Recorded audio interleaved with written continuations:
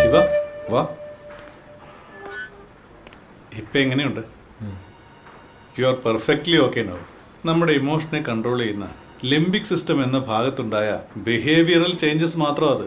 ചില പ്രത്യേക ചികിത്സയിലൂടെ ഞങ്ങളത് മാറ്റിയെടുത്തു. ഇനി പേടിക്കാനൊന്നുമില്ലടോ. Now you perfectly okay. ഇപ്പൊ ഒരു മെന്റൽ ഡിസോർഡറും ഇല്ല. ഇനി ഒരു ഹെൽത്തി ലൈഫ് ലീഡ് ചെയ്യാം. ഓക്കെ. ആ പിന്നെ ശിവ, നിന്നെ സഹായിച്ചതേ ഈ സാറാണ്. അയ്യോയ്യോ, അങ്ങനെയൊന്നുമില്ല ശിവ. നിന്റെ ചേച്ചിയുടെ ഏറ്റവും വലിയ ആഗ്രഹമായിരുന്നു ശിവന്റെ അസുഖം മാറുക എന്നുള്ളത്. എന്നെ ഏൽപ്പിച്ച കാര്യം ഞാൻ ചെയ്തു എന്ന് മാത്രം. പഴയ കാര്യമൊന്നും ഓർത്തിനി വിഷമിക്കണ്ട. ഓക്കെ.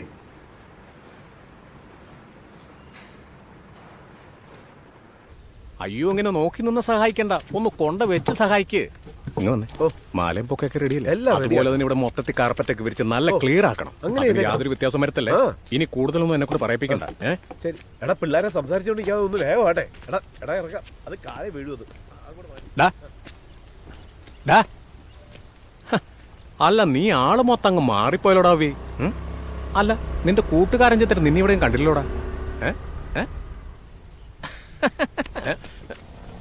അയ്യോ, ഇത് കണ്ടില്ലേ?